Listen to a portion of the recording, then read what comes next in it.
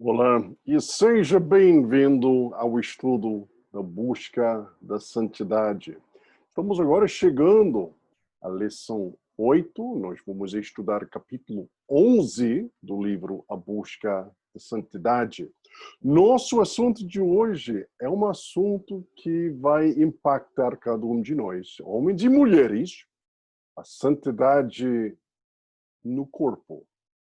Esta mensagem eu creio que seja especialmente importante para os pastores, missionários, diáconos, homens de Deus, porque nós temos até uma responsabilidade muito pesada, muito séria de controlar os desejos do nosso corpo. O assunto não é de nada fácil. Todos nós entendemos muito bem como os desejos podem sentir e ficar como se fosse até fora de controle. Mas o que nós vamos estudar hoje, o que a Bíblia diz sobre este assunto, como nós precisamos, pelo poder do Espírito, reestabelecer domínio sobre nossos corpos e deixar nossos corpos ser servos de justiça e não ser servos do pecado. A Bíblia diz em 1 Coríntios 9, 27, mas esmurro meu corpo e faço dele meu escravo, para que depois de ter pregado aos outros, eu mesmo não venha a ser reprovado. Meus irmãos, o assunto de santidade no corpo é um assunto de suma importância. Até o apóstolo Paulo levou muito sério a exigência, a expectativa que o corpo precise ser controlado e não deixado agir como queria agir. Podemos dizer que a verdadeira santidade inclui controle sobre nossos corpos físicos e apetites. Se quisermos buscar a santidade, devemos reconhecer que nossos corpos são templos do Espírito Santo e que devemos glorificar a Deus com eles. O corpo não é para cometer adultério. O corpo não é para fazer indulgência na comida. O corpo não é para buscar até os seus próprios interesses. Ao contrário, o corpo é o meu, pelo qual nós devemos glorificar a Deus. Nossos corpos físicos e apetites naturais, todos foram criados por Deus e não são pecaminosos em si mesmos. Mais uma vez, a fé cristã não está contra uma boa comida, uma boa alimentação. Eu tenho quase 2 metros de estatura, 1,95.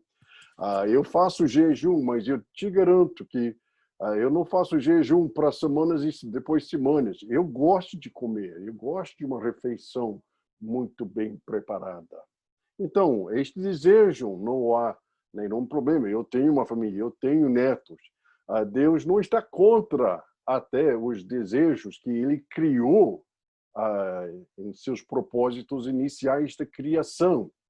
Ele está contra o uso inapropriado destes desejos numa forma que leva à destruição e tristeza, em vez de glorificar Deus. É isso que a fé cristã se posiciona contra. No entanto, se deixarmos nossos corpos descontrolados, só deixando o corpo fazer o que quiser fazer, encontraremos nossos corpos se tornando instrumentos da iniquidade em vez de instrumentos de justiça, de acordo com Romanos 6:13. Se seguiremos os anseios do homem pecador, 1 João 2,16, em vez de santidade, podemos ter certeza que isso nos leva à tristeza. Se nós nos observarmos de perto, podemos ver que com que frequência comemos e bebemos apenas para satisfazer o desejo físico. Com que frequência ficamos deitados na cama cedo de manhã simplesmente porque não sentimos a vontade de levantar quando deveríamos. E com que frequência cedemos aos olhares e pensamentos imorais simplesmente para satisfazer o desejo sexual autocentrado e pecaminoso dentro de nós. O que nós devemos fazer? O que o pastor precisa fazer? O que o missionário precisa fazer? O que um diácono, um homem de Deus, uma mulher de Deus precisa fazer? A mãe do João Wesley, o fundador da Igreja Metodista, o nome dela era Susana Wesley. E ela escreveu estas palavras, palavras que falam diretamente ao nosso assunto esta semana. O que quer que aumente a força e a autoridade do seu corpo sobre a sua mente. Isso é pecado para você. Deixe-me repetir. O que quer que aumente a força e a autoridade do seu corpo sobre a sua mente, isso é pecado para você. O apóstolo Paulo enfatizou a necessidade de manter nossos apetites e desejos naturais sob controle. Ele falou do seu corpo como se fosse o seu adversário, como um instrumento através do qual os seus apetites e luxúrias, se deixados sem controle, iam guerrear contra sua alma. 1 Coríntios 9, 27.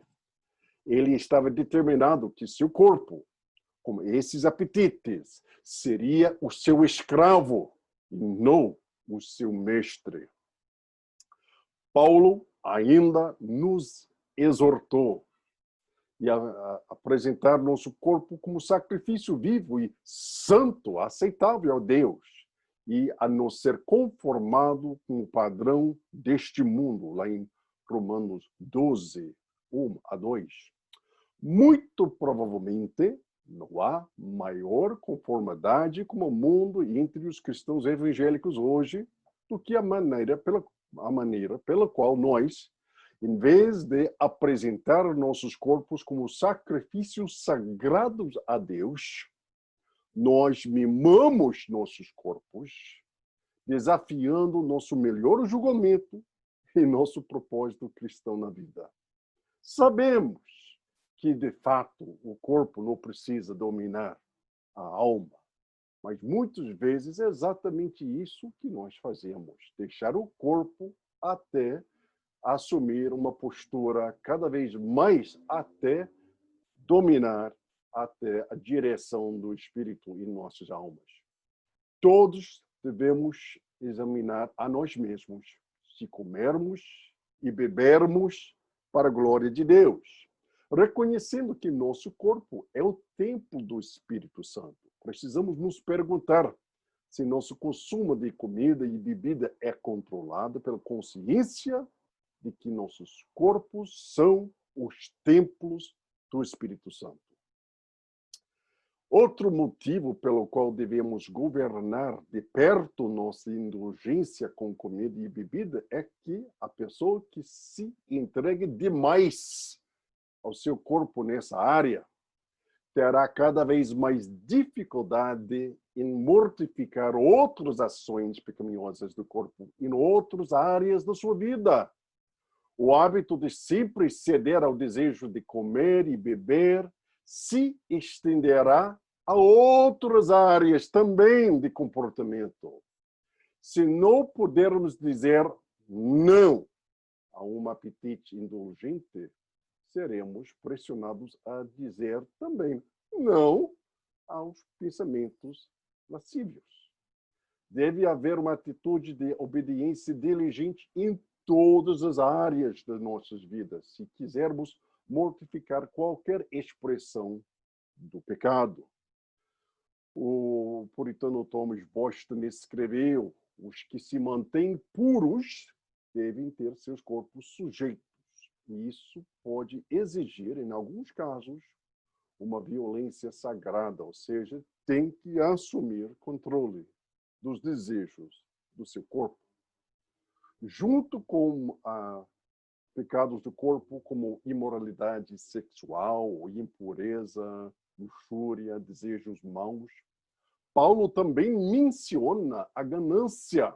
E ele diz que seja idolatria, em Colossenses 3:5. Embora a ganância geralmente se manifeste em sua forma básica, o puro amor ao dinheiro pelo dinheiro, ela é mais frequentemente vista hoje em dia no que chamamos de materialismo. Muitos de nós não querem ser extremamente ricos. Também nós apenas queremos todas as coisas legais que o mundo à nossa volta nos oferece e considera importante. É só isso. É só isso. Rico não. Não queria ser rico, não. Apenas as coisas legais que o mundo à minha volta me oferece, que o mundo considere importante. Se puder só ter esta bocadinha, está tudo bem, está ótimo. Isso é o espírito de materialismo. O materialismo luta contra nossas almas de uma maneira dupla. Primeiro, materialismo nos deixa descontentes e com inveja dos outros. Segundo, materialismo nos leva a mimar e saciar os desejos físicos e corporais. O resultado é que nossos corpos se tornam fracos e preguiçosos. E à medida que nós nos tornamos fisicamente fracos e preguiçosos, a tendência é que nós nos tornamos fracos e preguiçosos espiritualmente. Quando Paulo falou sobre faz com que o corpo dele fosse o escravo dele, para que depois de pregar os outros, ele próprio não fosse desqualificado, ele não estava pensando em desqualificação física, mas desqualificação espiritual. Ele sabia muito bem na suavidade física, inevitavelmente leva à suavidade espiritual. Quanto o corpo é mimado e satisfeito, os instintos e paixões do corpo tendem a ganhar vantagem e dominar nossos pensamentos e ações. Tendemos a não fazer o que devemos fazer, mas o que nós queremos fazer, que é seguir os nossos desejos da natureza pecaminosa, tem que controlar os desejos do corpo. Não há lugar para preguiça e indulgência do corpo em uma busca disciplinada pela santidade. Temos que aprender a dizer não ao corpo, em vez de sempre ceder continuamente aos desejos momentâneos. Nós tendemos a agir de acordo com nossos sentimentos. O problema é que raramente sentimos a vontade de fazer o que deveríamos fazer. Nós temos vontade de sair de cama, nós não temos vontade de sair da cama para ter nosso tempo a sós com Deus, ou estudar a Bíblia, orar, ou qualquer outra coisa que deveríamos fazer. É por isso que temos que assumir o controle dos nossos corpos e torná-los nossos servos, em vez de deixar nossos servos ser nossos senhores. Isso é fundamental. O lugar para começar a controlar os desejos do nosso apetite físico é reduzir nossa exposição à tentação. Há um sentido que agora estamos chegando até o cerne. Muitos pastores têm vergonha de admitir que, bom, eu sinto certas tentações na minha vida. É tentação de comer demais, é tentação de ficar preguiçoso, é tentação de ter pensamentos sexuais sobre uma pessoa. Tanta coisa que fica ali agindo no coração de um pastor, de um missionário, um diácono, um servo do Senhor, homem de Deus, mulher de Deus. Como nós podemos reduzir estes desejos que todos nós temos no coração? A questão é exposição à tentação. Nossos desejos pecaminosos são fortalecidos pela tentação. E qualquer coisa que provoca tentação vai provocar um aumento destes desejos pecaminosos. Quando uma tentação apropriada, e cada pessoa tem até a sua lista de tentações apropriadas. E normalmente sabemos que tem algo a ver normalmente com poder, com sexo, com dinheiro, etc. Quando uma tentação apropriada é apresentada a nós, nossos desejos parecem ganhar um novo vigor e poder em nossos corações. E isso, justamente, até espanta um homem de Deus, espanta uma mulher de Deus. Como que é? Pessoa cheia do Espírito Santo pode sentir um desejo tão forte de fazer coisas contra a vontade do Senhor. Paulo tinha palavras de instrução bem definidas para nós sobre a nossa resposta a esta situação em que a tentação está provocando estes desejos tão fortes no coração. Ele nos disse em 2 Timóteo 2:22, foge dos maus desejos da juventude. Coloca um espaço físico entre você e aquela fonte de tentação. Algumas tentações podem ser superadas por meio de fugi-las. Ele também disse, Romanos 13:14, não pense em como satisfazer os desejos da sua natureza pecaminosa.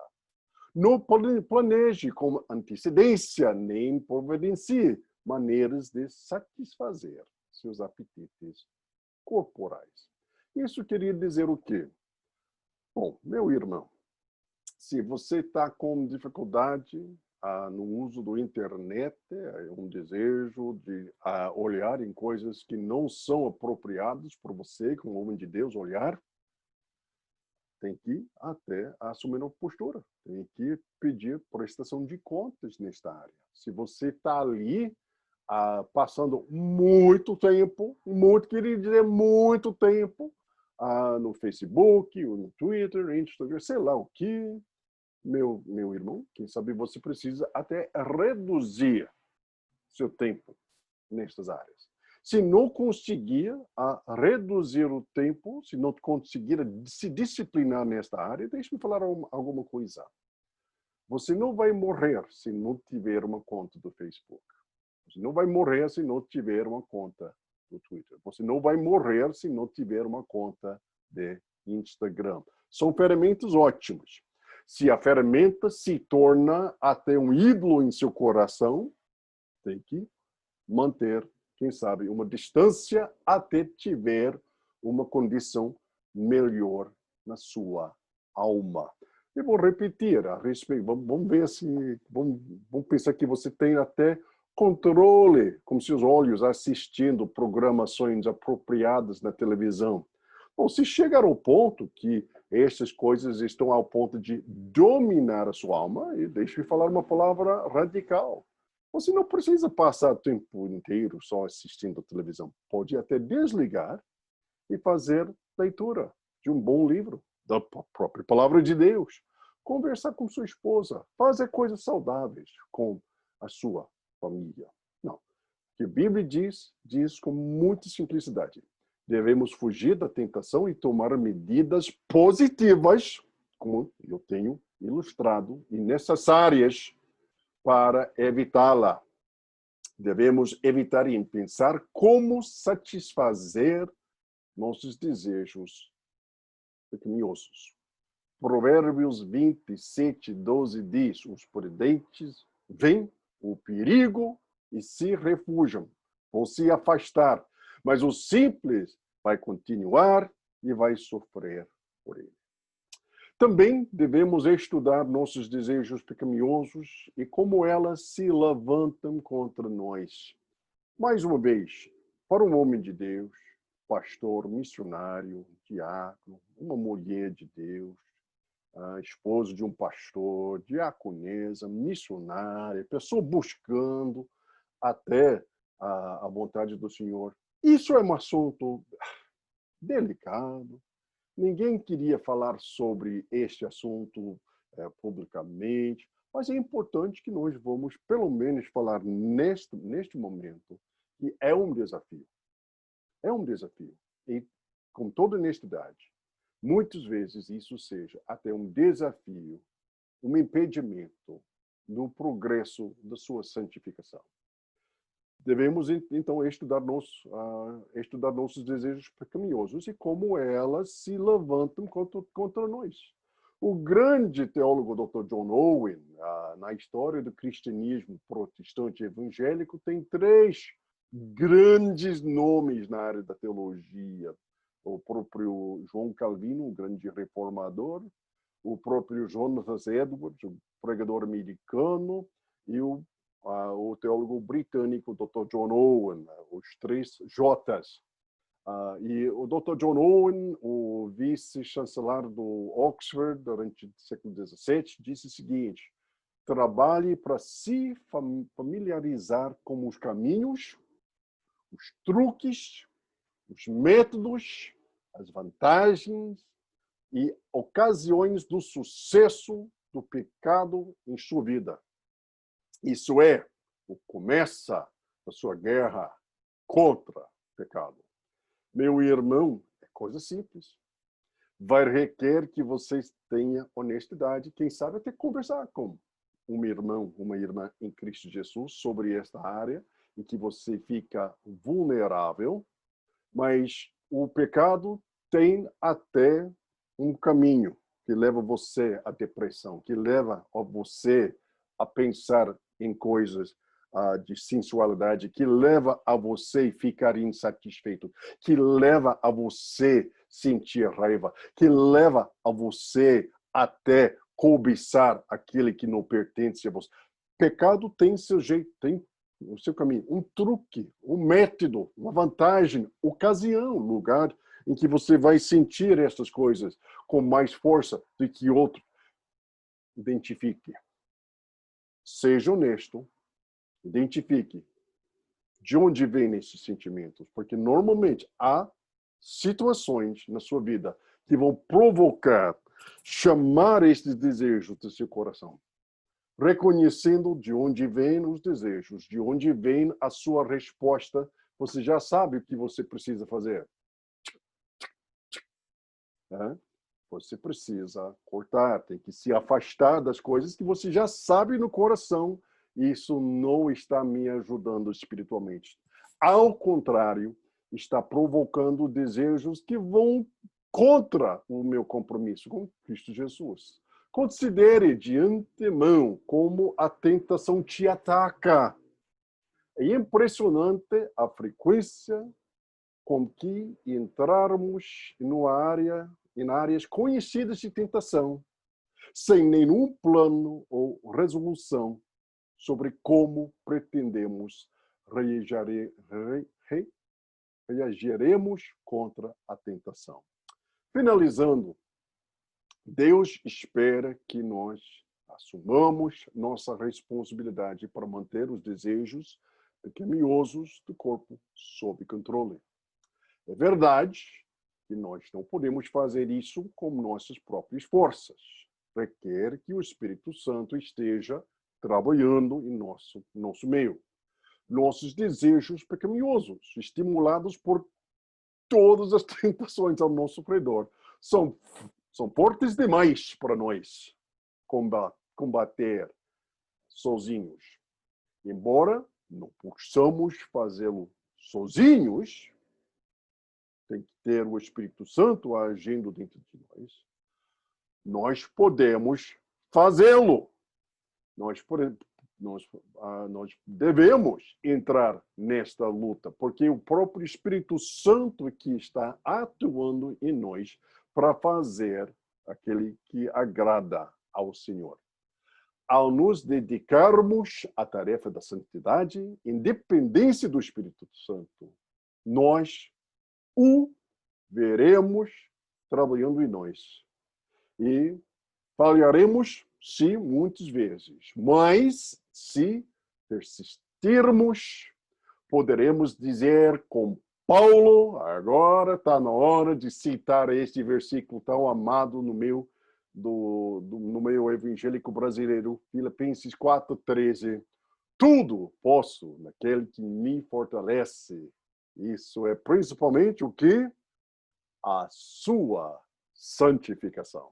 Que Deus abençoe. Deixe-me encorajar você. Faça todo o estudo aqui, chegando ali até o final, pensando, e aí, como você vai aplicar esta lição na sua vida a respeito das questões que estão até impedindo seu crescimento de santidade. Que Deus te abençoe nesta guerra. Nunca esqueça, você não faz esta guerra sozinho. Estamos juntos nesta peregrinação na direção da cidade celestial, nesta luta contra as coisas que vão até nos impedir. Que Deus abençoe e até nossa próxima conversa.